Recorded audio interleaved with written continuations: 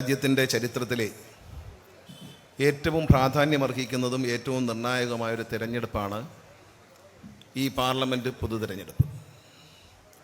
ഒരുപക്ഷെ ഇന്ത്യൻ ജനാധിപത്യവും ഇന്ത്യൻ ഭരണഘടനയും ഇന്ത്യയുടെ മതേതരത്വവും ഇന്ത്യയുടെ അഖണ്ഡതയും ഇത്രയധികം ചോദ്യം ചെയ്യപ്പെട്ട ഒരു കാലഘട്ടം ഉണ്ടായിട്ടില്ല. മഹാനായ ബി ആർ അംബേദ്കറിൻ്റെ നേതൃത്വത്തിൽ മഹാത്മാഗാന്ധിയും ജവഹർലാൽ നെഹ്റുവും ആയിരക്കണക്കിന് രക്തസാക്ഷികളായ സ്വാതന്ത്ര്യ സമര സേനാനികളും ആഗ്രഹിച്ച മതേതരത്തിൻ്റെ അധിഷ്ഠിതമായിട്ടുള്ള ഇന്ത്യ എന്ന മഹാരാജ്യം, ലോകത്തെ ഏറ്റവും വലിയ ജനാധിപത്യ രാജ്യം, അതിൻ്റെ ജനാധിപത്യ സംവിധാനങ്ങൾക്ക് വെല്ലുവിളി നേടുന്ന ഒരു കാലഘട്ടത്തിലൂടെയാണ് കടന്നു പോകുന്നത്. ഇന്ത്യ ഒരു ഏകാധിപതിയുടെ കയ്യിലേക്ക് ഒതുങ്ങി തുടങ്ങിയിരിക്കുന്നു. അത്തരത്തിലൊരു ഏകാധിപതിയുടെ ഭരണത്തിന് കീഴിലേക്ക് ഇന്ത്യ വരണമോ വേണ്ടയോ എന്ന് നമ്മൾ ഓരോരുത്തരും തീരുമാനിക്കേണ്ട ദിവസങ്ങളാണ് ഈ തെരഞ്ഞെടുപ്പിന് മുമ്പുള്ള ദിവസങ്ങൾ. ഈ തെരഞ്ഞെടുപ്പിൽ നമ്മളെടുക്കുന്ന തീരുമാനം നമ്മുടെ രാജ്യത്തിൻ്റെ അഖണ്ഡതയുടെ പ്രശ്നമാകും, നമ്മുടെ രാജ്യത്തിൻ്റെ മതേതരത്തിൻ്റെ പ്രശ്നമാകും, നമ്മുടെ രാജ്യത്തിലെ ദളിതരെയും മതന്യൂനപക്ഷങ്ങളുടെയും സുരക്ഷയ്ക്ക് അപകടകരമായ നിലയിലൊരു തീരുമാനം എടുക്കാൻ പാടുണ്ടോ ഇല്ലയോ എന്നാണ് നമ്മൾ ചിന്തിക്കുകയും ചർച്ച ചെയ്യുകയും അതനുസരിച്ച് പ്രവർത്തിക്കുകയും ചെയ്യേണ്ട ഒരു നിർണായക തെരഞ്ഞെടുപ്പാണ് ഈ രാജ്യത്ത് നടക്കുന്നത്. ഇന്ത്യയിലൊരു വർഗീയ രാഷ്ട്രീയ പ്രസ്ഥാനം അധികാരത്തിലെത്തിയത് മുതൽ വിഘടിപ്പിച്ച് ഭരിപ്പിക്കുക എന്ന ബ്രിട്ടീഷുകാരൻ്റെ തന്ത്രം വീണ്ടും ഇന്ത്യയിൽ കൊണ്ടുവരികയാണ്. ഇന്ത്യയിലെ ജനങ്ങളെ ഭാഷയുടെ അടിസ്ഥാനത്തിൽ വിഭജിക്കുന്നതിനേക്കാൾ രാഷ്ട്രീയ പാർട്ടികളുടെ അടിസ്ഥാനത്തിൽ വിഭജിക്കാൻ അതിനേക്കാളൊക്കെ ഏറ്റവും എളുപ്പം മതത്തിൻ്റെ പേരിൽ വിഭജിക്കുക എന്നുള്ളതാണ്. ജാതിയുടെയും മതത്തിൻ്റെയും പേരിൽ വിഭജിച്ച് നമ്മളെ തമ്മിലടിപ്പിച്ചും ഈ രാജ്യത്തെ ദുർബലമാക്കി ഭരിക്കുക എന്ന ലക്ഷ്യമാണ് BJP ഗവൺമെൻറ് അനുവർത്തിച്ചു വരുന്നത്. ഓരോ മേഖലയിലും ഇന്ത്യൻ സ്വാതന്ത്ര്യ സമരത്തിൽ നിന്ന് വിട്ടുനിന്ന RSS ഇന്ത്യൻ സ്വാതന്ത്ര്യ സമരത്തിൽ ബ്രിട്ടീഷുകാരോടൊപ്പം നിലനിർത്തിയ രാഷ്ട്രീയ പ്രസ്ഥാനം. ആ രാഷ്ട്രീയ പ്രസ്ഥാനം അന്ന് മുന്നോട്ട് വെച്ച ആശയങ്ങൾ, 100 വർഷങ്ങൾക്ക് മുമ്പ് മുന്നോട്ട് വെച്ച ആശയങ്ങൾ നടപ്പിലാക്കുക എന്നുള്ള ഏക ലക്ഷ്യം മാത്രമേ BJP സർക്കാരിനുള്ളൂ. ഘട്ടം ഘട്ടമായി അവർ ഉദ്ദേശിച്ച കാര്യങ്ങൾ, RSS നിർദ്ദേശിച്ച കാലത്തിന് അനുസൃതമല്ലാത്ത 100 വർഷങ്ങൾക്ക് മുമ്പ് അവർ വിഭാവനം ചെയ്ത ആശയങ്ങളാണ് ഇന്ന് ഇന്ത്യയിൽ നടപ്പിലാക്കി വരുന്നത്. 100 വർഷം മുമ്പ് അവർ കണ്ട ആശയമാണ്. ഇന്ത്യ സ്വതന്ത്രമാകുന്നതിന് മുമ്പ് ഇന്ത്യയുടെ പൂർണ്ണ സ്വാതന്ത്ര്യത്തിന് വേണ്ടി പടപൊരുതിയിരുന്ന രാഷ്ട്രത്തിൻ്റെ ധീരദേശാഭിമാനികളായ സമര നേതാക്കൾക്ക് ഒപ്പം നിൽക്കാതെ ബ്രിട്ടീഷുകാരോടൊപ്പം നിന്ന് അവർ സ്വപ്നം കണ്ട സ്വാർത്ഥത നിറഞ്ഞ വർഗീയമായ 100 വർഷം മുമ്പുള്ള കാഴ്ചപ്പാടാണ് ഈ വർഷങ്ങളിൽ ഇന്ത്യയിൽ നടപ്പിലാക്കിക്കൊണ്ടിരിക്കുന്നത്, ഇനി നടപ്പിലാക്കാൻ പോകുന്നത്. അതിൻ്റെ ഉദാഹരണമാണ് പൗരത്വ നിയമം. ഇന്ത്യയിലെ പൗരത്വ നിയമത്തെപ്പറ്റി ചോദ്യം ചെയ്യുന്നത് ഇടതുപക്ഷ ജനാധിപത്യ മുന്നണി അതിശക്തമായ നീക്കം ആ കരിനിയമത്തിനെതിരെ ഉണ്ടാക്കിയിട്ടുണ്ട്. കർഷകരുടെ സമരം, കർഷകർക്കെതിരെയുള്ള സമര നീക്കം, അവരുടെ നിയമനിർമ്മാണം, ആ നിയമനിർമ്മാണം ഈ രാജ്യത്തെ കർഷകനെ അടിച്ചമർത്തി കുത്തക കമ്പനികളുടെ അടിമകളാക്കി മാറ്റുവാനുള്ള, അവരുടെ സ്വാധീന വലയത്തിൽപ്പെട്ട് ജീവിക്കുന്ന സാധുക്കളാക്കി മാറ്റാനുള്ള, ദരിദ്രനെ കൂടുതൽ ദരിദ്രനാക്കി മാറ്റാനുള്ള, കർഷകനെ ചൂഷണത്തിലേക്ക് കൊണ്ടുപോകാനുള്ള ഒരു നിയമനിർമ്മാണമാണ് കർഷകർക്കെതിരെ കർഷക നിയമം കൊണ്ടുവന്നത്. വെറും പണക്കാർക്ക് വേണ്ടി, റിലയൻസും അദാനിയും പോലുള്ള കുത്തക കമ്പനികൾക്ക് കർഷകൻ്റെ നിയന്ത്രണം പരിപൂർണമായി വിട്ടുകൊടുക്കുന്ന ജനാധിപത്യ വിരുദ്ധമായ ഒരു നിയമമാണ് അവിടെ, ഒരു കരിനിയമമാണ് അന്ന് അവതരിപ്പിച്ചത്. ആ നിയമത്തിനെതിരെ മാസങ്ങളോളം നീണ്ടുനിന്ന കോവിഡിൻ്റെ മഹാമാരിയുടെ ഇടയിലും പോരാടി കർഷകൻ വിജയിച്ചു. അന്നാണ് കർഷകൻ്റെ ശക്തി ഇന്ത്യ ഭരിക്കുന്ന BJP മനസ്സിലാക്കിയത്. അതുപോലെ തന്നെയാണ് പൗരത്വ നിയമം വന്നു. പൗരത്വ നിയമത്തിൽ ഇടതുപക്ഷ ജനാധിപത്യ മുന്നണി ആ നിയമവുമായി വന്ന ദിവസം തന്നെ വ്യക്തമായ തീരുമാനമെടുക്കുകയും അതിൻ്റെ സമരം ആരംഭിക്കുകയും ചെയ്തു. നമ്മളറിയാം, തിരുവനന്തപുരത്ത് രക്തസാക്ഷി മണ്ഡപത്തിൽ സർവ്വകക്ഷികളെയും സർവ്വവിഭാഗത്തിൽപ്പെട്ടവരെയും ഉൾപ്പെടുത്തിക്കൊണ്ട് ഇടതുപക്ഷ ജനാധിപത്യ മുന്നണി നേതൃത്വം കൊടുത്ത് ബഹുമാനായ മുഖ്യമന്ത്രി സഖാവ് പിണറായി വിജയൻ്റെ നേതൃത്വത്തിൽ ഒരു സമരം സംഘടിപ്പിച്ചു. ആ സമരത്തിൽ പങ്കാളികളാകാൻ പ്രതിപക്ഷത്തെയാണ് ആദ്യം ക്ഷണിച്ചത്. കോൺഗ്രസ് അടക്കമുള്ള പ്രതിപക്ഷത്തോട് ഈ കരിനിയമത്തിനെതിരെ ഈ രാജ്യത്തെ മതന്യൂനപക്ഷങ്ങൾക്ക് വേണ്ടി നമുക്കൊരുമിച്ച് പോരാടാം, അതിൻ്റെ ഒരു സമരത്തിനായി ക്ഷണിച്ചപ്പോൾ ഞങ്ങളില്ല എന്ന അഭിപ്രായമാണ് കോൺഗ്രസും UDFും സ്വീകരിച്ചത് എന്ന് മറക്കരുത്. ഇന്ത്യയിലാദ്യമായി ഒരു സംസ്ഥാനത്ത് എന്നും മനസ്സിലാൾ ആഗ്രഹിച്ചു, ഏതാ മുന്നോക്ക വിഭാഗങ്ങളിലെ പാവപ്പെട്ടവർക്ക് സംവരണം, ഇത് ഇന്ത്യക്ക് സ്വാതന്ത്ര്യം കിട്ടിയ കാലം മുതൽ ആവശ്യപ്പെടുന്നതാണ്. മന്നത്ത് പത്മനാഭനെ പോലുള്ളവർ ആവശ്യപ്പെട്ടിരുന്ന ഒരു ആവശ്യമാണ് പാവപ്പെട്ടവർ, ബ്രാഹ്മണരാകട്ടെ നായരാകട്ടെ മുന്നോക്ക വിഭാഗത്തിൽപ്പെട്ടവർക്ക് സാമ്പത്തികമായി പിന്നോക്കം നിൽക്കുന്നവർക്ക് ഒരു സംവരണം വേണമെന്ന് ആവശ്യമുണ്ടായിരുന്നു. ആ ആവശ്യം ഇന്ത്യയിൽ ആദ്യമായി അംഗീകരിച്ച് അത് നടപ്പിലാക്കിയത് സഖാവ് പിണറായി വിജയൻ നേതൃത്വം കൊടുക്കുന്ന ഇടതുമുന്നണി സർക്കാരാണ് എന്ന് മറക്കരുത്. മറ്റ് സംവരണ വിഭാഗങ്ങൾക്ക് ദോഷമുണ്ടാകാതെ ആ സംവരണം അവതരിപ്പിച്ചത് അദ്ദേഹമാണ്. അതിനോട് കോൺഗ്രസ് പൊരുത്തപ്പെട്ടില്ല. കാരണം കോൺഗ്രസിന് ഇതിനു മുമ്പ് ഭരണം ഉണ്ടായിരുന്നല്ലോ, ചെയ്യാമായിരുന്നല്ലോ, ചെയ്തില്ലല്ലോ. പക്ഷേ ആവശ്യങ്ങളെല്ലാം പരിഹരിച്ചുകൊണ്ട് ആ സ്വപ്നം മുന്നോക്ക സമുദായത്തിൽപ്പെട്ട പാവപ്പെട്ടവർ, പഠിക്കാൻ നിവൃത്തിയില്ലാത്തവർ, ജീവിക്കാൻ നിവൃത്തിയില്ലാത്തവർ, അവർക്കും 10% സംവരണം നൽകിയ ഇന്ത്യയിലെ ആദ്യത്തെ സംസ്ഥാനം കേരളമാണ്. അത് കഴിഞ്ഞ് അതിൻ്റെ ചുവട് പിടിച്ച് ഇന്ത്യ ഗവൺമെൻറ് മുന്നോട്ട് വന്നു. അപ്പോൾ അതിൻ്റെ ഒരു കാര്യമായി എല്ലാ വിഭാഗത്തിൽപ്പെട്ടവരെയും ശ്രദ്ധിക്കുന്നു. ഇവിടെ പൗരത്വ നിയമം വന്നു. പൗരത്വ നിയമം കൊണ്ട് എന്താ കുഴപ്പമെന്ന് ചിലർ ചോദിക്കും. പൗരത്വ നിയമം നടപ്പിലാക്കാനാണെങ്കിൽ അത് ആദ്യം നടപ്പിലാക്കേണ്ടത് തമിഴ്നാട്ടിലാണ്. ഈ അടുത്ത കാലത്ത് MK സ്റ്റാലിൻ പറഞ്ഞില്ലേ, തമിഴ്നാട്ടിൽ നിന്നാണ് ആളുകൾ ധാരാളമായി ശ്രീലങ്കയിലേക്ക് പോയിരുന്നത്. ആ ശ്രീലങ്കയിൽ നിന്ന് അവർ മടങ്ങി വന്നു. സിംഹളരുമായുള്ള ഏറ്റുമുട്ടലിൽ അവിടെ നിൽക്കാൻ കഴിയാതെ തിരിച്ചു വന്ന ആദ്യ ഘട്ടത്തിൽപ്പെട്ടവരെയാണ് കൊല്ലം ജില്ലയിലെ പുനലൂരിൽ കൊണ്ടുവന്ന് ശ്രീമതി ഇന്ദിരാഗാന്ധി റീഹാബിലിറ്റേഷൻ പ്ലാന്റേഷൻ ഉണ്ടാക്കി അവരെ ഇവിടുത്തെ പൗരന്മാരാക്കി ഇവിടെ ജീവിക്കാൻ അവസരം കൊടുത്തു. ഇന്നും സിലോണിൽ നിന്ന് ഓടി വന്നവർ മണ്ഡപത്തും രാമേശ്വരത്തുമുള്ള ക്യാമ്പുകളിൽ കിടക്കുകയാണ്, അഭയാർത്ഥി ക്യാമ്പുകൾ കിടക്കുകയാണ്. ഇവരെ ഹിന്ദുത്വത്തെ പറയുന്ന ഇവർ BJP-ക്കാർ ആദ്യം ചെയ്യേണ്ടത്, അവർ ഹിന്ദുക്കളല്ലേ, അതിൽ ക്രിസ്ത്യാനികളില്ലേ, അവർക്കെന്തുകൊണ്ട് തമിഴ്നാട്ടുകാരായ സിലോണിൽ പോയി ജോലി ചെയ്ത് അവിടെ ജീവിച്ച് അവിടെ നിവൃത്തിയില്ലാതെ നാട് വിട്ടു വന്നവരെ ഇന്നും അഭയാർത്ഥികളായി സൂക്ഷിക്കുമ്പോൾ ഈ പൗരത്വ നിയമത്തിൽ എന്തുകൊണ്ട് അവരെ കൂടി ഉൾപ്പെടുത്തില്ല? അഫ്ഗാനിസ്ഥാനിൽ നിന്നും ചില രാജ്യങ്ങളാണ്, പാകിസ്ഥാനിൽ നിന്നും ബംഗ്ലാദേശിൽ നിന്ന് വരുന്ന മുസ്ലിങ്ങൾ ഒഴിച്ചുള്ളവർക്കെല്ലാം പൗരത്വം കൊടുക്കാം. അനേക വർഷം മുമ്പ് ഇവിടെ വന്ന് ജീവിച്ചവരുണ്ട്. ഈ രാജ്യത്തിന് വേണ്ടി പട്ടാളത്തിൽ ചേർന്ന് ജോലി ചെയ്തവരുണ്ട്. പട്ടാളത്തിൽ ചേർന്ന് വീരമൃത്യു മരിച്ചവരുണ്ട്. അവരും അവരുടെ കുടുംബാംഗങ്ങളും മരിച്ചവരും അവരുടെ കുടുംബാംഗങ്ങളും ജീവിച്ചിരിക്കുന്ന ഇന്ത്യൻ ആർമിയിൽ സേവനം നടത്തി ഇന്നും ജീവിച്ചിരിക്കുന്ന പല എക്സ് സർവീസ്മെൻ, അവർക്ക് വിമുക്ത ഭടന്മാർക്കും ഈ കണക്കെടുത്ത് വരുമ്പോൾ ഇന്ത്യയിൽ പൗരത്വം ഉണ്ടാവില്ല. കാർഗിൽ യുദ്ധത്തിൽ പങ്കെടുത്ത് മരിച്ചവരുടെ അച്ഛനമ്മമാർ ആരെന്ന് ചോദിച്ചാൽ അവർക്ക് ഇവിടെ പൗരത്വം ഉണ്ടാവില്ല. ധീരന്മാരായ ഇന്ത്യൻ സൈന്യത്തിൽ ജോലി ചെയ്യുന്നവർക്ക് ഉണ്ടാവില്ല. ഇവിടെ എന്താ വേറൊരു നിയമം കൊണ്ടുവന്നു. പട്ടാളത്തിൽ നിങ്ങൾ വളരെ അപകടത്തോടെ കാണണം. പട്ടാളത്തിൽ ആളെ എടുക്കുന്നതിന് ഒരു പുതിയ നിയമം കൊണ്ടുവന്നു. സ്ഥിരമായി ഇനി ആളെ എടുക്കുന്നില്ല പട്ടാളത്തിൽ. അവിടെ അഗ്നിവീർ എന്ന് പറഞ്ഞ് ചെറുപ്പക്കാരെ എടുക്കുകയാണ്. 18 വയസ്സായ ചെറുപ്പക്കാരെ എടുക്കുകയും അവർക്ക് ആയുധ പരിശീലനം കൊടുക്കുകയും ചെയ്യുന്നു. ഇതിൻ്റെ ഉദ്ദേശം നിങ്ങൾ വളരെ ശ്രദ്ധിച്ച് കേൾക്കണം. പട്ടാളത്തിൽ എടുക്കുന്നു, 5 വർഷമേ സർവീസുള്ളൂ. 5 വർഷം കഴിഞ്ഞാൽ അതിൽ 25% ആളുകൾക്ക് നരേന്ദ്രമോദി സർക്കാർ ജോലി കൊടുക്കുമെന്നാണ് പറയുന്നത്. അപ്പം 100 പേരെ എടുത്താൽ 25 പേർക്ക് ജോലി കൊടുക്കുമെന്ന് പറയുന്നത്. അതിന് പ്രത്യേകിച്ച് സംവരണ നിയമമില്ല, സംവരണ തത്വങ്ങൾ മാറിയിട്ടില്ല, അതിന് റിസർവ് ചെയ്തിട്ടില്ല, ഒന്നും ചെയ്തിട്ടില്ല. പക്ഷേ അവരെ 5 വർഷം കഴിയുമ്പോൾ ആയുധ പരിശീലനം, പട്ടാളത്തിൻ്റെ ആയുധ പരിശീലനം അടക്കം പരിശീലിപ്പിച്ച് പുറത്തേക്ക് വിടുകയാണ്. 100-ൽ 25 പേർക്ക് ജോലി കൊടുക്കുമെന്ന് അദ്ദേഹം പറയുന്നു. ബാക്കി 75 പേർ എന്നാ പണിക്ക് പോകും? ഇപ്പം നമ്മൾ പട്ടാളത്തിൽ ചേർന്നാൽ എന്താണ്, 20 വർഷം 22 വർഷം സേവനം നടത്തിയതിന് ശേഷം, ഈ രാജ്യത്തെ സേവിച്ചതിന് ശേഷം, ഈ രാജ്യത്തോട് കൂറുള്ളവരായി, ഈ രാജ്യത്തെ സ്നേഹിക്കുന്നവരായി, വിമുക്ത ഭടന്മാരായി വിരമിക്കുന്നവരെയാണ് നമ്മൾ കണ്ടിട്ടുള്ളത്. അവരുടെ ജീവിതം ഇന്ത്യൻ ആർമിയിലും ഇന്ത്യൻ നേവിയിലും എയർഫോഴ്സിലുമായി ഈ രാജ്യത്തിന് വേണ്ടി മാറ്റിവെച്ചവരാണ് വിമുക്ത ഭടന്മാർ. നാളത്തെ വിമുക്ത ഭടന്മാരാരാ? 5 കൊല്ലം കഴിയുമ്പോൾ പുറത്തിറങ്ങുന്ന രക്തത്തിളപ്പുള്ള 10-24 വയസ്സുള്ള ചെറുപ്പക്കാർ ഇറങ്ങുന്നു. എന്താ പണി? ഒരു പണിയില്ല. എന്താ പണി? വാച്ചറ പണിയുണ്ട്. അതല്ലാതെ എന്താ പണിയുള്ള? ഒരു പണിയില്ല. 25% സംവരണം ഉണ്ടെന്ന് പറഞ്ഞു. എവിടെയെന്നറിയില്ല. ഇവിടെ സംസ്ഥാന സർക്കാരിലാണോ കേന്ദ്ര സർക്കാരിലാണോ എവിടെയാണെന്ന് പറഞ്ഞിട്ടില്ല. കൊടുക്കുമെന്നാ പറയുന്നത്. ഇവർ പുറത്തിറങ്ങുമ്പോൾ തൊഴിലില്ലാത്ത ഈ ആയുധ പരിശീലനം നേടിയ തോക്കടക്കമുള്ള ആയുധങ്ങൾ ഉപയോഗിക്കാൻ പഠിച്ചവരെ RSS ഉപയോഗിക്കില്ല എന്നതിന് എന്തെങ്കിലും ഉറപ്പുണ്ടോ ഇന്ത്യയിലെ പൗരന്മാർക്ക്? ആരെങ്കിലും ചിന്തിക്കാത്തൊരു കാര്യമാണ്. ആലോചിച്ച് നോക്കൂ. കറക്റ്റല്ലേ? ഇതിൻ്റെ അപകടം മനസ്സിലാക്കണം. തൊഴിലില്ലാത്ത ചെറുപ്പക്കാർ, 10-24 വയസ്സുണ്ട്, ആയുധ പരിശീലനമുണ്ട്, കായിക പരിശീലനമുണ്ട്, ഈ നല്ല ആരോഗ്യമുള്ള ശരീരവും ഈ ആയുധ പരിശീലനത്തിൻ്റെ അറിവും വെച്ചുകൊണ്ട് എന്നാ പണിക്ക് പോകും? വിറക് കൊട്ടാൻ പോവോ? അതോ കുളം കുഴിക്കാൻ പോവോ? അവരെ ഉപയോഗപ്പെടുത്തും. ഇതാണ് നാസികളുടെ ജർമ്മനിയിൽ ഒന്നാം സ്വാതന്ത്ര്യ സമരത്തിന് ഫസ്റ്റ് വേൾഡ് വാറിന് ശേഷം, 1-ാം ലോകമഹായുദ്ധത്തിന് ശേഷം നാസികൾ ഉപയോഗിച്ച അതേ ഇടവാണ്.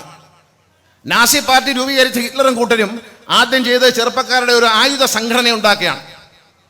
ആ ആയുധ സംഘടന ജൂതന്മാരെ വംശഹത്യ ചെയ്യുന്നതിന് വേണ്ടി ആദ്യം അവരുടെ സ്ഥാപനങ്ങൾ, വ്യവസായ സ്ഥാപനങ്ങൾ, വീടുകൾ ഇതെല്ലാം ആക്രമിക്കുകയാണ്. ഒടുവിൽ ഈ അക്രമത്തിന്റെ അവസാനം വംശീയത പറഞ്ഞുകൊണ്ട് അധികാരത്തിലെത്തിയ ഹിറ്റ്ലർ ഈ ഒരു വിഭാഗത്തെ ഔദ്യോഗിക ആർമിയാക്കി മാറ്റുകയാണ്. അവരാണ് പിന്നെ നാസികളുടെ ആർമിയായി മാറുന്നത് അവരാണ്. SS അവർ വന്നിട്ട് എന്ത് ചെയ്തു? അവരെ ജൂതന്മാരെ പിടിച്ചുകൊണ്ടുപോയി ക്രൂരമായി കൊല ചെയ്തു.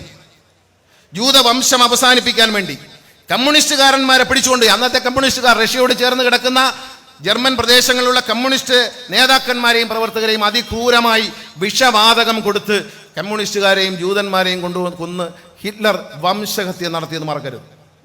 അതിലേക്കല്ലേ ഇന്ത്യ പോകുന്നതെന്ന് ചിന്തിക്കൂ. ആരോഗ്യവും ആയുധ പരിശീലനമുള്ള ഈ ചെറുപ്പക്കാർ സമൂഹത്തിലേക്ക് തൊഴിലില്ലാത്തവരായി ഇറങ്ങിയാൽ ഇവരെ ആരെല്ലാം ഉപയോഗിക്കും? കള്ളക്കടത്തുകാരും കൊള്ളക്കാരും ആക്രമണം നടത്തേണ്ടവരും ഇവരെ ഉപയോഗിക്കില്ലേ? കാരണം അവർക്ക് ജീവിക്കണ്ടേ? മണ്ണ് വാരിച്ചൊന്ന് ജീവിക്കാൻ പറ്റുമോ? പറ്റത്തില്ലല്ലോ. പച്ചില പറിച്ചെന്ന് ജീവിക്കാൻ പറ്റും? പുല്ല് പറിച്ചെന്ന് ജീവിക്കാൻ പറ്റുമോ? പറ്റത്തില്ല. അവർക്ക് ജീവിക്കണം. അപ്പൊ ജീവിക്കാൻ പണം കൊടുക്കുക എന്ന് പറയുമ്പോൾ അത്തരം ആളുകളെ ഈ സമൂഹത്തിൽ ദോഷകരമായി ഉപയോഗിക്കും എന്ന് മനസ്സിലാക്കണം. ഇത് വലിയൊരു ഗൂഢാലോചനയാണ്. വളരെ ഷോർട്ടായിട്ടുള്ള ഒരു ഗൂഢാലോചന. RSSകാർ നിക്കറിട്ട് വടിയുമായി നിൽക്കുന്ന കാഴ്ച കണ്ടിട്ടുണ്ട്. അതിൽ നിന്നും ആയുധം പിടിക്കാൻ അറിയാവുന്ന ചെറുപ്പക്കാരെ കണ്ടെത്താൻ ഏറ്റവും എളുപ്പമുള്ള മാർഗമാണ് ഈ പരിഷ്കാരം. ഈ പരിഷ്കാരത്തിന്റെ അപകടം നമ്മൾ അങ്ങനെ ഓരോ പരിഷ്കാരവും. പൗരത്വ നിയമം, ഇന്ത്യയിലെ ഭരണഘടന പറയുന്നുണ്ട്, ഒരു മതത്തിന് വേണ്ടി അല്ലെങ്കിൽ ഒരു ജാതിക്ക് വേണ്ടി, ഒരു പ്രത്യേക വിഭാഗത്തിന് വേണ്ടി ഒരു നിയമനിർമ്മാണമോ ഒരു സംസ്ഥാന സർക്കാരോ ഒരു കേന്ദ്ര സർക്കാരോ അത്തരത്തിലുള്ള ഒരു തീരുമാനം എടുക്കാൻ പാടില്ല എന്ന് പറയുമ്പോൾ മുസ്ലിം സമുദായത്തിൽപ്പെട്ടവരെ മാത്രം മാറ്റി നിർത്തിക്കൊണ്ട് ഇന്ത്യയിൽ പൗരത്വം കൊടുക്കാം എന്ന് പറയുന്നു. അപ്പൊ പറയുന്നത് എന്താണ്? ആ ഗൾഫിൽ ഇപ്പൊ BJP-കാരൻ പറയുന്ന ഗൾഫിൽ ആർക്കെങ്കിലും പൗരത്വം കൊടുക്കുമോ? ഗൾഫിൽ ആർക്കും പൗരത്വം കൊടുക്കത്തില്ല. കേരളത്തിലുള്ള പല മലയാളി ചെറുപ്പക്കാരും എനിക്കറിയാവുന്ന കുട്ടികൾ അവിടുത്തെ ഗൾഫിലുള്ള സ്ത്രീകളെ വിവാഹം കഴിച്ചിട്ടുണ്ട്. മുസ്ലിം കുട്ടികൾ തന്നെ. ഈ പയ്യന്മാരെ അവിടെ സ്നേഹിച്ച് കല്യാണം കഴിച്ചിട്ടുണ്ട്. പക്ഷേ അവൻ്റെ കുഞ്ഞിന് പൗരത്വം ഉണ്ട്, പക്ഷെ അവന് കൊടുക്കില്ല. അവൻ അവിടെ ഉള്ളവർക്കേ കൊടുക്കുള്ളൂ. കാരണം അവിടെ കല്യാണം കഴിച്ചു കൊണ്ട് ഇപ്പോൾ ഒരു പെണ്ണിനെ അവിടെ ചെന്ന് കല്യാണം കഴിച്ചു, അതിനെ സ്നേഹിച്ച് കല്യാണം കഴിച്ചു, അവിടെ പൗരത്വം വാങ്ങിച്ച് അവളെ അങ്ങ് മൊഴിയൊല്ലിയ എന്തോ ചെയ്യും? അതുകൊണ്ട് അവിടെ കൊടുക്കുകയില്ല. അത് അവിടെ തയ്യുമാം. പക്ഷെ ഒരു കാര്യം നിങ്ങൾ ആലോചിക്കണം, നരേന്ദ്രമോദി എന്ന നേതാവിന് ലജ്ജയുണ്ടോ അബുദാബിയിൽ പോയി അമ്പലം ഉദ്ഘാടനം ചെയ്യാൻ? ആരാ പോയതെന്ന് ആലോചിക്കണം. ബാബറി മസ്ജിദ് പൊളിച്ച് രാമക്ഷേത്രം പണിഞ്ഞത് പൂജ കഴിഞ്ഞാൽ ഉടനെ നേരെ പോയത് ഒരു മുസ്ലിം രാജ്യത്തെ രാജാവ് സൗജന്യമായി നൽകിയ സ്ഥലത്ത് നിർമ്മിച്ച അമ്പലത്തിന്റെ പൂജാരിയായിട്ടാണ് നരേന്ദ്രമോദി പോയതെന്ന് ആലോചിക്കണം. ഈ രാജ്യത്തില്ലാത്ത മതേതരത്വം അവിടെയുണ്ട് എന്ന് മനസ്സിലാക്കണം. അവിടെയുണ്ട്. നിങ്ങൾ ഗൾഫിൽ പോയി നോക്കണം. ഗൾഫിൽ ചെന്ന് നോക്കിയാൽ ജൂതന്റെ സിനഗോഗും മുസ്ലിമിന്റെ ദേവാലയവും ഹിന്ദുവിന്റെ ദേവാലയവും സിഖുകാരുടെ ഗുരുദ്വാരും എല്ലാം ഒരേ കെട്ടിടത്തിൽ കാണാം. ഒരേ സ്ഥലത്ത് തന്നെ, അടുത്തടുത്താണ്. ഓർത്തഡോക്സ് പള്ളിയുടെ ചർച്ച്, കത്തോലിക്കരുടെ, മർത്തോമക്കാരുടെ, കേരളത്തിൽ നിന്ന് പോയ മർത്തോമ ബിഷപ്പിന്റെ നേതൃത്വത്തിലുള്ള ചർച്ച്, ഇതെല്ലാം നിൽക്കുന്ന ഒരേ സ്ഥലത്താണ്. ദുബായിൽ, ഷാർജയിൽ ഒരു വശത്ത് അമ്പലത്തിൽ മണിയടിക്കുമ്പോൾ തൊട്ടമതിലിൽ വാങ്ക് വിളിക്കുന്ന കേൾക്കാം. മതിലില്ല കേട്ടോ, ഇടയിൽ മതിലില്ല. മതിലുകളൊക്കെ ഇവിടെയാണ് കൂടുതലും. നമ്മൾ ചവറയിലൊക്കെ മതിലുകൾ കുറവായിരുന്നു. ഇപ്പം മതിലുകൾ ഒരുപാട് വന്നു. പണ്ട് ഈ പ്രദേശത്തൊന്നും മതിലില്ലല്ലോ. എല്ലാവരും വേലിയുണ്ട്, നടന്നു പോകും, എല്ലാവരും ഒരു കുടുംബമാണ്. ഇപ്പം നമ്മൾ മതിലുകൾ കെട്ടി തിരിക്കുകയാണ്. നമ്മളെ മതത്തിന്റെ മതിലുകൾ കെട്ടി തിരിക്കുന്ന ഒരു ഭരണമാണ് ഇന്ത്യയിൽ നടക്കുന്നത്. അതിനെതിരെ ശബ്ദിക്കണം. ആര് ശബ്ദിക്കണം? കേരളത്തിലെ ജനങ്ങൾ ശബ്ദിക്കണം. കഴിഞ്ഞ തവണ നിങ്ങൾക്കറിയാം, കഴിഞ്ഞ പാർലമെന്റ് തിരഞ്ഞെടുപ്പിൽ പാർലമെന്റിലെ മലമറിക്കും എന്ന് പറഞ്ഞു ഇവിടുത്തെ വലതുപക്ഷ മാധ്യമങ്ങൾ പ്രചരിപ്പിച്ചു. രാഹുൽ ഗാന്ധി വയനാട്ടിൽ വന്ന് മത്സരിക്കുകയാണ്. എന്തിനാമെന്ന് മത്സരിച്ച കേരളത്തോടുള്ള സ്നേഹം കൊണ്ടല്ല, ഇന്ത്യയോടുള്ള സ്നേഹം കൊണ്ടല്ല. ഇന്ത്യയിൽ, വടക്കേ ഇന്ത്യയിൽ എവിടെ മത്സരിച്ചാലും BJP-കാരനുമായിട്ട് മത്സരിച്ചാൽ തോറ്റുപോകും എന്നുള്ളത് കൊണ്ട് കേരളത്തിൽ വന്ന് CPI സ്ഥാനാർത്ഥിക്കെതിരെ മത്സരിക്കുക. കേരളത്തിൽ വന്ന് മുസ്ലിം ലീഗിന് ഏറ്റവും അധികം വോട്ട് ഉള്ള, മുസ്ലിം ലീഗിന്റെ വോട്ട് ബാങ്കായ വയനാടിൽ 3 നിയോജകമണ്ഡലം മാത്രമേ വയനാട്ടിലുള്ളൂ. ബാക്കി മുഴുവൻ മലപ്പുറത്താണ് കിടക്കുന്നത്. മുസ്ലിം ലീഗിന് അമിതമായ സ്വാധീനമുള്ള സ്ഥലത്ത് വന്ന് ഏകപക്ഷീയമായ വിജയം കൈവരിക്കാൻ വരികയാണ്. ഷുവർ ജയിക്കണം. എന്നാൽ അതേസമയം അദ്ദേഹം അമേഠിയിൽ മത്സരിച്ചു, തോറ്റല്ലോ. ഇപ്പൊ അമേഠിയിലും റായ്ബറേലിയിലും ഇന്ദിരാഗാന്ധിയും സഞ്ജയ് ഗാന്ധിയും രാജീവ് ഗാന്ധിയും രാഹുൽ ഗാന്ധിയും സോണിയാഗാന്ധിയും മത്സരിച്ച 2 സീറ്റിൽ ആരെ മത്സരിപ്പിക്കണമെന്ന് അറിയാത്ത ഒരു പാർട്ടിയായി കോൺഗ്രസ് ഇന്ത്യയിൽ അധപ്പതിച്ചു എന്ന് നമ്മൾ മനസ്സിലാക്കണം. ആര് മത്സരിക്കണം? ഇപ്പൊ കൊല്ലത്ത് ആര് മത്സരിക്കണം എന്ന് LDF ആലോചിച്ചപ്പോൾ ജില്ലാ കമ്മിറ്റി പറഞ്ഞു മുകേഷ് മത്സരിക്കട്ടെ. മുകേഷ് സ്ഥാനാർത്ഥിയായി. മുകേഷ് ആർക്കെതിരെയാണ് മത്സരിക്കുന്നത്? നരേന്ദ്രമോദിയുടെ ശ്രീരാമനോട് ഹനുമാൻ എത്ര ഭക്തിയുണ്ടോ നരേന്ദ്രമോദിയോട് അത്രയും തന്നെ ഭക്തിയുള്ള ഒരാളുമായിട്ടാണ് മത്സരിക്കുന്നത്. നരേന്ദ്രമോദി കാപ്പ് കുടിക്കാൻ വിളിച്ചവൻ പോയതിനെ കുറിച്ചൊന്നും ഞാൻ പറയുന്നില്ല. പക്ഷെ നരേന്ദ്രമോദിയെ ദൈവത്തെ പോലെ ഹൃദയത്തിൽ സൂക്ഷിക്കുന്ന ഇവിടുത്തെ UDF സ്ഥാനാർത്ഥി, നിങ്ങൾക്ക് സംശയിക്കേണ്ട, ഒറ്റയ്ക്കൊന്ന് ഒളിഞ്ഞു കേട്ടാൽ അയാളെ വീട്ടിലൊന്ന് കയറി നോക്കിയാൽ പൂജാമുറിയിൽ ചിലപ്പോൾ നരേന്ദ്രമോദിയുടെ പടം കണ്ടേക്കുമെന്നാണ് എനിക്ക് തോന്നുന്നത്. ആളെ കബളിപ്പിക്കുകയാണ്. മുസ്ലിം പള്ളിയിൽ ചെല്ലുമ്പോൾ ഖുറാന്റെ ഭാഗങ്ങൾ ഉദ്ധരിച്ച് പ്രസംഗിക്കും. ഈ പാവത്തിനതൊന്നും അറിയത്തില്ല, കാരണം അഭിനയം അറിയത്തില്ല. സുരേഷ് ഗോപി ചെയ്യുന്ന കണക്ക് നിസ്കരിക്കുന്നതിന് മുമ്പ് ചെയ്യുന്ന എല്ലാ ചടങ്ങുകളും ചോദിച്ചു മനസ്സിലാക്കി. ഇന്നലെ എൻ്റെ പേടി അതല്ലായിരുന്നു, സുരേഷ് ഗോപി കയറി നിസ്കരിച്ച് കളയുമെന്ന് പേടിച്ചു. പള്ളിക്കകത്ത് കയറി നിസ്കരിച്ച് കളയുമെന്ന് ചേട്ടൻ. പിന്നെ അഭിനയം ഭയങ്കരമാണ്. കാരണം നോമ്പ് കഞ്ചി ജീവിതത്തിൽ ആദ്യമായിട്ട് കാണുന്ന കണക്ക് തള്ളവരിലിട്ട് നക്കിത്തിൻ കള്ളത്തരം. ഇതൊക്കെ കേരളത്തിൽ പണ്ട് കണ്ടതല്ലേ? യൂത്ത് കോൺഗ്രസ്സുകാരന്മാർ കോളേജ് ഇലക്ഷനിൽ കാണിച്ച അതേ നാടകങ്ങളല്ലേ നമ്മൾ ഈ കണ്ടുകൊണ്ടിരിക്കുന്നത്? യൂത്ത് കോൺഗ്രസ്സുകാർ കോളേജ് ഇലക്ഷനിൽ നടക്കുന്ന പേലയുണ്ട്, കാലിത്തൊട്ട് വീഴുക, അമന്ന് വീഴുക, അതല്ലേ നടക്കുന്ന. ഒരാള് ജീവിതത്തിൽ നോമ്പ് കഞ്ഞി ആണെങ്കിൽ ഒരു പാത്രം ചോദിച്ചാൽ ഇഷ്ടം പോലെ കൊടുക്കത്തില്ലയോ? നമ്മളൊക്കെ ചോദിക്കുമ്പോൾ 5ഉം 6ഉം പാത്രമാണ് കുടിക്കുന്നത്. ഏതാ ഇത് പകലും കൂടെ നുണ്ട് കുടിച്ച് കിടന്നിട്ട് വൈകിട്ട് ഈ നോമ്പ് കഞ്ഞി കണ്ടപ്പം ജീവിതത്തിൽ കഞ്ഞി കാണാൻ തണക്ക് തള്ളവരലും നക്കി നാക്കിൽ വയ്ക്കുക. ഈ നാടകം ആളുകളെ കബളിപ്പിക്കാനുള്ള നാടകം. സ്വർണ്ണ കിരീടമായിട്ട് പോവുകയാണ്. ഇവിടുന്ന് തിരുവനന്തപുരത്ത് നിന്നാണ് പോകുന്നത്. കേരളത്തിലെ ഏറ്റവും പ്രശസ്തമായ മാതാവിൻ്റെ പള്ളി തിരുവനന്തപുരത്ത് വെട്ടുകാട്. അത് കഴിഞ്ഞാൽ കൊല്ലത്തുകാരനല്ലയോ എന്ന് വിചാരിച്ചു നോക്കിയാൽ വേളാങ്കണ്ണി പള്ളി കൊല്ലത്ത്. ഏറ്റവും ഈ പ്രദേശത്ത് എല്ലാവരും പോകുന്ന വേളാങ്കണ്ണി പള്ളി കൊല്ലത്ത്. ആലപ്പുഴയ്ക്ക് എന്നാൽ പിന്നെ മാതാവിൻ്റെ പള്ളി ഇവിടെ അതിരിങ്കൽ പള്ളി, അവിടെയും കയറിയില്ല. ഇടപ്പള്ളിയിൽ മാതാവിൻ്റെ പള്ളി, അരൂരിൽ മാതാവിൻ്റെ പള്ളി, ഇതെല്ലാം താണ്ടി തൃശ്ശൂരിലെ മാതാവിൻ്റെ തലയിൽ സ്വർണം പൂശിയ ചെമ്പ് കൊണ്ടുവച്ചപ്പോൾ മാതാവ് തന്നെ ഒന്ന് തല ഉലുക്കി. എടുത്തോണ്ട് പോടാന്നാണ് പറഞ്ഞത്. മണിപ്പൂരിലെ ക്രിസ്തുമത വിശ്വാസികളെ നികൃഷ്ടമായി കൊന്നൊടുക്കിയപ്പോൾ പിഞ്ചു മക്കളെ, ചെറുപ്പക്കാരെ, യുവതികളെ, യുവാക്കളെ, അമ്മമാരെ, വൃദ്ധരെ കൊന്നൊടുക്കിയപ്പോൾ കണ്ടില്ല എന്ന് നടിച്ച ഒരു പ്രധാനമന്ത്രിയുടെ പ്രഥമ ശിഷ്യൻ സ്വർണ്ണ തളിയെ കൊടുത്തെന്ന് പറഞ്ഞത്. നമ്മൾ അലുമിനിയം പ്ലേറ്റ് വാങ്ങിച്ചാൽ ഇൻകം ടാക്സുകാരൻ വീട്ടിൽ വരും. ചെമ്പിനകത്ത് ബിരിയാണി കൊടുത്തയച്ചെന്നും പറഞ്ഞ് മുഖ്യമന്ത്രിക്കെതിരെ ആരോപണം ഉന്നയിച്ചവരാ. സ്വർണ്ണ പ്ലേറ്റാണ് പ്രധാനമന്ത്രിക്ക് കൊടുക്കണം. നമ്മൾ സ്വർണ്ണം, ഞാൻ ഇതിനു മുമ്പ് സ്വർണ്ണ പ്ലേറ്റിൽ ഉണ്ടെന്ന ഒരാൾ, രണ്ടുപേരെ പറ്റി കേട്ടിട്ടുള്ളൂ. ഒന്ന് MG രാമചന്ദ്രൻ, വലിയ സൂപ്പർ സ്റ്റാർ ആയിരുന്നു തമിഴിലെ. അദ്ദേഹം സ്വർണ്ണ പ്ലേറ്റിൽ NT രാമറാവു, തെലുങ്കിലെ ഏറ്റവും വലിയ സൂപ്പർ, ഇവർ രണ്ടുമാണ് സ്വർണ്ണ പ്ലേറ്റിൽ ഉണ്ണും എന്ന് ഞാൻ കേട്ടിട്ടുള്ളത്. ഈ സ്വർണ്ണ പ്ലേറ്റിൽ ഉണ്ടുണ്ടാണ് MG രാമചന്ദ്രൻ്റെ കിഡ്നി അടിച്ചു പോയെന്നാണ് പറയുന്നത്. കാരണം ഇത് വയറ്റിന് ചേർന്ന സാധനമല്ല. അങ്ങനെ കിഡ്നി അടിച്ചു പോകാനോണെന്ന് അറിയില്ല. ഇയാൾ സ്വർണ്ണ പ്ലേറ്റ് കൊടുത്തു. പൂശിയതാണെങ്കിൽ അതിൽ കഴിച്ചാൽ പെട്ടെന്ന് മരിക്കും. ഒറിജിനൽ സ്വർണ്ണമാണെങ്കിൽ പിന്നെയും പിടിച്ച് കഴിക്കാം. ഈ കിരീടത്തിൽ ചെയ്തുള്ള പരിപാടിയാണെങ്കിൽ, ഇപ്പം കിരീടത്തെ പറ്റി ഒരാൾ പറഞ്ഞത്, കിരീടത്തിൻ്റെ പണിത മേശരി പറയുന്നത്, തട്ടാർ പറയുന്നത് കുറച്ച് പവൻ തന്നു, ബാക്കി ഞാൻ തിരിച്ചു കൊടുത്തു. അപ്പോൾ ഒരു ബന്ധുവിനോട് ഞാൻ ചോദിച്ചപ്പോൾ ബന്ധു പറഞ്ഞത് 4 പവനാണ് കൊടുത്തതെന്നാണ് പറഞ്ഞത്. അപ്പോൾ 4 പവനിൽ നിന്ന് തിരിച്ചു കൊടുത്തെങ്കിൽ എന്തോ കാണും അതിനകത്ത്. അതിനാണ് നമ്മൾ പറയുന്നത്, ഒരു ചൊല്ലുണ്ട് ഇംഗ്ലീഷിൽ, കോപ്പർ ഔട്ട് എന്ന് പറയും. അതായത് ചെമ്പ് പുറത്ത്, കള്ളത്തരങ്ങൾ പുറത്തു വരുന്നതാണ് ഇതൊക്കെ. ഈ നാടകങ്ങൾ കാണുമ്പോൾ കേരളത്തിലെ ജനങ്ങൾ ചിരിക്കുകയല്ല, എന്താണ് ചെയ്യുന്നത്? ഇവിടെ വ്യാപാരികളുടെ അടുത്ത് ചെല്ലുമ്പോൾ അവരൊരാളാന്ന് പറയും, പള്ളിയിൽ ചെല്ലുമ്പോൾ അവരാളാന്ന് പറയും, ക്രിസ്ത്യൻ പള്ളിയിൽ ചെല്ലുമ്പോൾ അവിടുത്തെ ആളാന്ന് പറയും, നായന്മാരത്ത് ചെല്ലുമ്പോൾ നായരാന്ന് പറയും, ഈഴവരടുത്ത് ചെല്ലുമ്പോൾ നമ്മൾ കമ്പിളി ശ്രീനാരായണ ഗുരുദേവൻ്റെ ആളാന്ന് പറയും. ഇങ്ങനെ നടന്ന് കള്ളം പറഞ്ഞ് ഡൽഹി ചെല്ലുമ്പോൾ നരേന്ദ്രമോദിയുടെ ആളാന്നും രഹസ്യമായി പറയും. വിഷമിക്കേണ്ട, ഞാൻ കൂടെയുണ്ട് എന്നാണ്. ഏതെങ്കിലും പ്രസംഗത്തിൽ നരേന്ദ്രമോദിയെ ആക്രമിച്ചിട്ടുണ്ടോ? ഇപ്പം നമ്മുടെ നാട്ടിലൊരു തമാശ കേൾക്കാം. ഇവിടെ രാഹുൽ ഗാന്ധിയെ നമ്മളെന്തിനാ തിരഞ്ഞെടുത്ത് വിട്ടത്? അപ്പോൾ പറഞ്ഞു എല്ലാ മതന്യൂനപക്ഷങ്ങൾക്കും വിശ്വസിക്കാം. കേരളത്തിൽ നിന്ന് പ്രധാനമന്ത്രി, ഏത് ഭൂരിപക്ഷം തികയാതെ വന്നാൽ ഏറ്റവും വലിയ കക്ഷിയായ കോൺഗ്രസിനെ വിളിക്കും. ആ കക്ഷിയെ വിളിക്കുമ്പോൾ രാഹുൽ ഗാന്ധിക്ക് ഒരു അതുകൊണ്ടാണ് ഇവിടെ 18 സീറ്റ് കിട്ടിയത്. ഇവിടെ 18 സീറ്റ് കിട്ടിയത് കേരളത്തിലെ ജനങ്ങൾ വിചാരിച്ച് ഇയാൾ ഒറ്റ കക്ഷിയാകുമ്പോൾ, വലിയ ഒറ്റ കക്ഷിയാകുന്ന കുറയ്ക്കേണ്ട, LDFന് കൊടുക്കാനേക്കാൾ അവിടെ കൂടെ രണ്ടുപേരും എന്തായാലും BJPക്ക് എതിരാ. അപ്പോൾ അവിടെ ചെല്ലുമ്പോൾ എന്താ, ഇയാളെ കൂടെ നിൽക്കും. ഇയാള് അവിടെ വെച്ച് ഇയാള് പിന്നെ നരേന്ദ്രമോദിയെ പിടിച്ചു കെട്ടും. ആര് രാഹുൽ ഗാന്ധി പിടിച്ചു കെട്ടും എന്ന് മനോരമ പറഞ്ഞെങ്കിലും കെട്ടിപ്പിടിച്ചതേ നമ്മൾ കണ്ടുള്ളൂ, പിടിച്ചു കെട്ടിയില്ല. പിന്നെ ഒരാള് പ്രധാനമന്ത്രി ആയാലേ കസേരയിലിരിക്കും, നിർബന്ധം പിടിക്കാമോ? ശരി, പാർട്ടി തോറ്റു, മുന്നണി തോറ്റു, BJP അധികാരത്തിൽ വന്നു.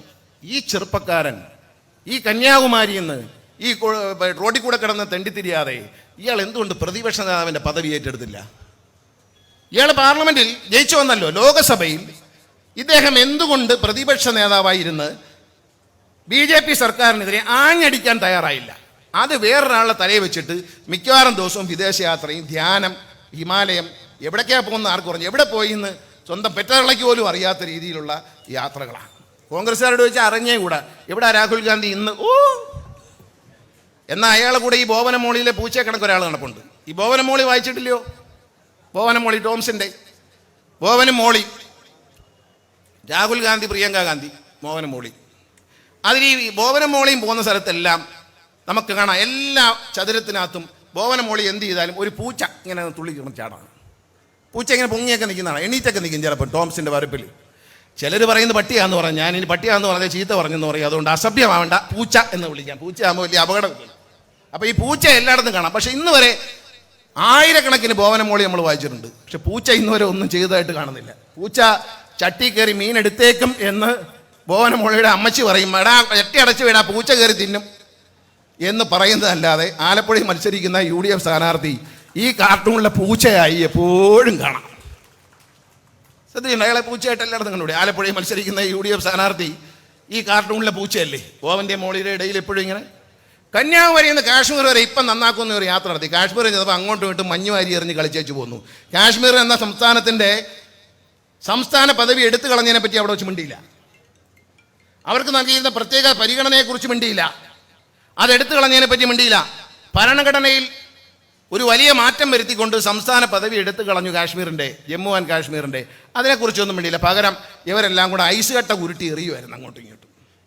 മഞ്ഞുരുക്കിയിട്ട് ഉരുട്ടിയിട്ട് ചേച്ചി അനിയനും പിന്നെ പൂച്ചക്കുഞ്ഞും പിന്നെ പൂച്ചക്കുട്ടിയും പിന്നെ മറ്റേ ഇവിടുന്ന് പോയ പിന്നെ ഉമ്മൻചാണ്ടി സാറിൻ്റെ മോനും പോയിരുന്നു. ചെരുപ്പിടാതെ, എന്തോ ഒരു അന്യായം ആലോചിച്ച് നോക്കി. ഈ ചെരുപ്പിടാതെ ഈ താരട്ട റോഡിൽ കൂടെ നടന്നു പോയിട്ടോ അങ്ങ് എന്നപ്പം ഈ കന്യാകുമാരി മുതൽ അങ്ങ് കാശ്മീർ വരെയുള്ള കോൺഗ്രസ്സുകാരിലെ പ്രധാനപ്പെട്ടവരെല്ലാം BJP ചേർന്നു. കാരണം നമ്മൾ ഈ മെമ്പർഷിപ്പ് ക്യാമ്പയിൻ നടത്തും. അപ്പോൾ കുടിയൊക്കെ പിടിച്ചിട്ട് ഈ ഗുലാബ് സിന്ദാബാദ് നമ്മളിങ്ങനെ പോയിട്ട് ഒരു സ്ഥലത്ത് ചെന്ന് അവിടെ കണ്ട് നിങ്ങൾ മെമ്പർഷിപ്പിൽ ചേരണം എന്ന് മെമ്പർഷിപ്പ് കൊടുക്കുന്നു, അവരെ മെമ്പർഷിപ്പ് ചേർക്കുന്നു. അങ്ങനെ ഒരു മെമ്പർഷിപ്പ് ക്യാമ്പയിൻ എന്ന് പറഞ്ഞാൽ ഇയാൾ കന്യാകുമാരിയിൽ നിന്ന് യാത്ര തുടങ്ങി. മെമ്പർഷിപ്പ് ക്യാമ്പയിൻ കൂടിയായിരുന്നു. കാരണം BJPക്ക് ആന്നേ ഉള്ളൂ, കോൺഗ്രസിനല്ല കേട്ടോ. കിഴക്കുന്ന് പടിഞ്ഞാറോട്ടൊരു വരെ വന്നു. മഹാരാഷ്ട്ര വന്നപ്പം എല്ലാവരും BJP ചേർന്നു. പിന്നെ ആരുമില്ല, സ്വീകരിക്കാൻ പോലും ആളില്ല, അവരെല്ലാം ചേർത്ത് കൊടുത്ത്. ഈ മെമ്പർഷിപ്പ് ക്യാമ്പയിനാണ് കന്യാകുമാരി മുതൽ കാശ്മീർ വരെയും. അങ്ങ് കിഴക്ക് ഇന്ത്യയുടെ കിഴക്ക് ഭാഗത്ത് നിന്ന് മഹാരാഷ്ട്ര പടിഞ്ഞാറ് വരെയും അദ്ദേഹം നടത്തിയ യാത്ര BJPക്ക് ആളെ എടുക്കാനുള്ള പരിപാടിയായിരുന്നു, ആളെ കൂട്ടിക്കൊടുക്കാൻ. കേരളത്തിൽ ഒരു കാര്യം ആലോചിച്ച് നോക്കിയേ, ഇന്ത്യയിൽ ജീവിച്ചിരിക്കുന്ന ഏതെങ്കിലും ഒരു കോൺഗ്രസിൻ്റെ മുഖ്യമന്ത്രി BJP ചേരാൻ ബാക്കിയുണ്ടോ? ഏതെങ്കിലും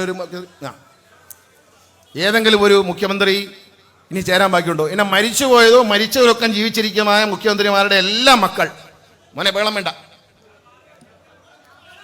ഇല്ല അവരെവിടെ നോട്ടെ, അവരെന്തോട്ടെ, കുഴപ്പമില്ല, അവരെ വന്നോട്ടെ, കുഴപ്പമില്ല, ഒന്നും പറയില്ലേ, ഒന്നും പറയില്ലേ.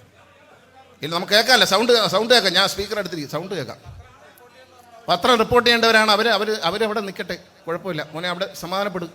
ഇത് കേൾക്കാമല്ല, അത് കഴിഞ്ഞ് ഞാൻ അങ്ങടുത്തോട്ട് വരാം, നമുക്ക് ബാക്കി അവിടെ സംസാരിക്കാം. ധൈര്യമായിട്ടിരി.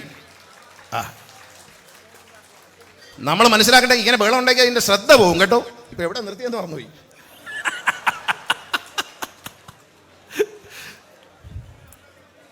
എന്തോ പറഞ്ഞോണ്ടിരുന്നേ മറന്നുപോയല്ലോ. യാത്ര പോയി, ഇദ്ദേഹം യാത്ര പോയിട്ട് മഞ്ഞൊക്കെ ഉരുട്ടി എറിഞ്ഞ് തിരിച്ചു പോയി. അത് കഴിഞ്ഞപ്പോൾ എന്താ, ഇന്ത്യയിൽ ജീവിച്ചിരിക്കുന്ന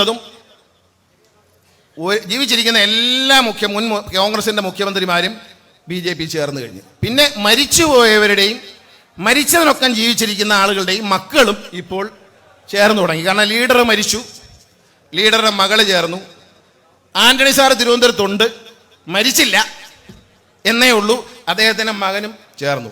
ഇപ്പം പത്തനംതിട്ടയുള്ള കോൺഗ്രസ്സുകാരുടെ പ്രശ്നം എന്ന് പറയുന്നത് ആർക്ക് വോട്ട് ചെയ്യണം എന്നുള്ളതാണ്. കോൺഗ്രസിൻ്റെ മുതിർന്ന നേതാവും 2-3 വട്ടം മുഖ്യമന്ത്രിയാകുകയും ചെയ്ത ഇന്ത്യൻ പ്രതിരോധ മന്ത്രിയും വർക്കിംഗ് കമ്മിറ്റി അംഗവുമൊക്കെ ആയ ശ്രീ AK ആന്റണിക്ക് വോട്ട് ചെയ്യണോ, ആന്റണിക്ക് വോട്ട് ചെയ്യണോ എന്നുള്ളതാണ് ഇപ്പോഴത്തെ വിഷയം. മോനെ, ആ വിഷയം അവസാനിച്ച്. അവർ പത്രപ്രവർത്തകരാണ്, അവരിത് കവർ ചെയ്യേണ്ടവരാണ്.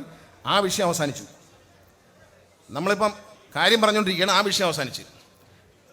ഇത് ഇങ്ങനെ ബഹളം ഉണ്ടാക്കിയാലേ വിചാരിക്കും നിങ്ങൾ മറ്റേ ഡൽഹിയിൽ നിന്ന് പറഞ്ഞു വിട്ട ആൾക്കാരാണ് തെറ്റിദ്ധരിക്കും. അതൊന്നും ഇപ്പം അങ്ങനെ ചെയ്യല്ലേ. അപ്പോഴേ കഴിഞ്ഞില്ലേ അത്? ഇനി അവരെവിടെ സമാനമായിട്ടിരുന്നേ, നമ്മൾ വോളണ്ടിയേഴ്സ് ഒന്ന് സമാനം പാലിച്ചാൽ മതി. അപ്പോൾ പത്തനംതിട്ടയിലെ സ്ഥിതി എന്താ? ഇപ്പം രണ്ടുപേര് മത്സരിക്കുന്നുണ്ട്. BJP സ്ഥാനാർത്ഥിയായിട്ട് മത്സരിക്കുന്നത് AK ആൻ്റണി, അനിൽ K ആൻ്റണി. കോൺഗ്രസ് സ്ഥാനാർത്ഥിയായിട്ട് മത്സരിക്കുന്നത് കൈപ്പത്തി ചിഹ്നത്തിൽ അയാൾ താമര ആൻ്റോ ആൻ്റണി. ഇതിൽ ആർക്ക് വോട്ട് ചെയ്യണം എന്നുള്ള കൺഫ്യൂഷനിലാണ്. ഇവർ രണ്ടുപേർക്കും വോട്ട് ചെയ്യാൻ പറ്റത്തില്ല. കാരണം കോൺഗ്രസ്സുകാർ AK ആൻ്റണിയെ ആൻ്റോ ആൻ്റണിയോ കണ്ടാൽ കോൺഗ്രസ്സുകാർ സ്വാഭാവികമായിട്ട് AK ആൻ്റണിക്ക് വോട്ട് ചെയ്യും. ഇനിയിപ്പോൾ ഇലക്ഷൻ എടുക്കുമ്പോൾ AK ആൻ്റണി എഴുതി, ഇപ്പോൾ അനിൽ K ആൻ്റണി എഴുതുന്നുണ്ടെങ്കിൽ അത് AK ആൻ്റണി ആണല്ലോ. ഇതാണ് നടന്നുകൊണ്ടിരിക്കുന്നത്. അപ്പോൾ കോൺഗ്രസ്സുകാർ രണ്ടു വശത്ത് വോട്ട് ചെയ്യുമ്പോൾ നാടിനെ സ്നേഹിക്കുന്നവർ തോമസ് ഐസക്കിന് വോട്ട് ചെയ്യും. അപ്പോൾ തോമസ് ഐസക്ക് 200% ജയിക്കുമെന്ന് ഉറപ്പുള്ളതുകൊണ്ട് രാവിലെ ED ഇറങ്ങിയിരിക്കുകയാണ് തോമസ് ഐസക്കിനെ പിടിക്കാൻ. എന്തിനാണ് ED പിടിക്കാൻ പോകുന്നത്? ധനകാര്യമന്ത്രി എന്ന നിലയിൽ മസാല ബോണ്ടിറക്കി. മന്ത്രി എന്ന നിലയിൽ മന്ത്രിസഭയുടെ തീരുമാനം. അതിന് ഒരു മന്ത്രിയെ വീട്ടിൽ പോയി പിടിക്കേണ്ട കാര്യമൊന്നുമില്ല. അദ്ദേഹത്തിൻ്റെ വീട്ടിലേക്ക് കൊണ്ടുപോകാനല്ല ബോണ്ടിറക്കിയത്, വികസനം കൊണ്ടുവരാനാണ്. ഇവിടെ നമ്മുടെ ചിഞ്ചിറാണി മിനിസ്റ്റർ പറയുണ്ടായി 1400 കോടിയുടെ വികസനം കൊല്ലം മണ്ഡലത്തിൽ മാത്രം ഉണ്ടായിട്ടുണ്ടെങ്കിൽ അതിൻ്റെ ഉത്തരവാദി ഇടതുപക്ഷ മുന്നണി സർക്കാർ, സഖാവ് പിണറായി വിജയനും അദ്ദേഹം നേതൃത്വം കൊടുക്കുന്ന സർക്കാരിൻ്റെ നയങ്ങളും കിഫ്ബി അടക്കമുള്ള വൻകിട പദ്ധതികളുമാണ്. 1400 കോടിയുടെ വികസനം ഒരു അസംബ്ലി നിയോജക മണ്ഡലത്തിൽ ഉണ്ടായി എന്ന് പറയുന്നത് അഭൂതപൂർവമായ അത്ഭുതകരമായ ഒരു മാറ്റമാണ്. ആ മാറ്റം മുന്നോട്ട് കൊണ്ടുവന്ന ഇടതുപക്ഷ ജനാധിപത്യ മുന്നണി സർക്കാരാണ്. സഖാവ് പിണറായി വിജയൻ്റെ നേതൃത്വത്തിലുള്ള സർക്കാരാണ് ഈ മഹത്തായ നേട്ടം കൈവരിച്ചത്. നമ്മുടെ ബഹുമാനായ മുഖ്യമന്ത്രി വേദിയിലേക്ക് കടന്നു വരികയാണ്.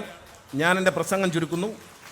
അദ്ദേഹത്തെ അഭിമാനത്തോടെ സന്തോഷത്തോടെ ഈ മണ്ണിലേക്ക്, കൊല്ലം പാർലമെൻറ്റ് മണ്ഡലത്തിലേക്ക് സ്നേഹത്തോടെ സ്വാഗതം ചെയ്യുന്നു.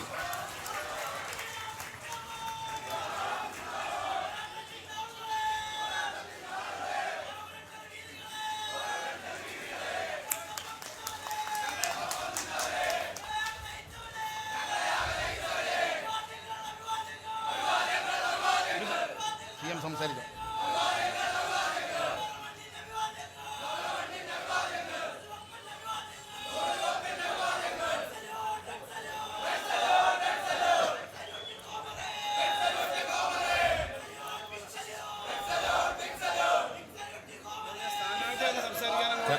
അത് കഴിഞ്ഞാൽ നമ്മളെ നിർത്തിക്കോ. ഞാൻ എൻ്റെ പ്രസംഗം ചുരുക്കുകയാണ്. ഒറ്റ കാര്യമേ പറയാനുള്ളൂ. കഴിഞ്ഞ തവണത്തെ അബദ്ധം നമുക്ക് പറ്റാൻ പാടില്ല. ഇവിടെ നിന്ന് 18 പേർ പാർലമെന്റിൽ പോയിട്ട് കേരളത്തിൽ നിന്ന് നരേന്ദ്രമോദിയെ കെട്ടിപ്പിടിച്ച രാഹുൽ ഗാന്ധിക്ക് സീറ്റ് ഉറപ്പായി. തൃശ്ശൂരിൽ നിന്ന് മത്സരിച്ച് ജയിച്ച പ്രതാപൻ പറഞ്ഞു, നരേന്ദ്രമോദിയെയും അമിത്ഷായുടെ മുമ്പിൽ വിരൽ ചൂണ്ടി ചോദിച്ചവൻ ഞാൻ മാത്രമേ ഉള്ളൂ. വിരൽ ചൂണ്ടിയവന് സീറ്റില്ല. കേരളത്തിൽ 18 MP-മാരുള്ളതിൽ വിരൽ ചൂണ്ടിയവന് മാത്രം സീറ്റില്ല. കെട്ടിപ്പിടിച്ചവന് സീറ്റുള്ള കോൺഗ്രസിനെ വിശ്വസിക്കാൻ പാടില്ല. മുഖ്യമന്ത്രിമാരും മന്ത്രിമാരും കോൺഗ്രസിലെ മുഴുവൻ ആളുകളും BJP-യിൽ ചേരുന്നു. ഞാൻ പറഞ്ഞല്ലോ, മരിച്ചവരും മരിച്ചവനൊപ്പം ജീവിച്ചിരിക്കുന്നവരായ കോൺഗ്രസ് മുഖ്യമന്ത്രിമാരും മക്കളും BJP-യിൽ ചേർന്നു. എങ്ങനെ വിശ്വസിക്കും?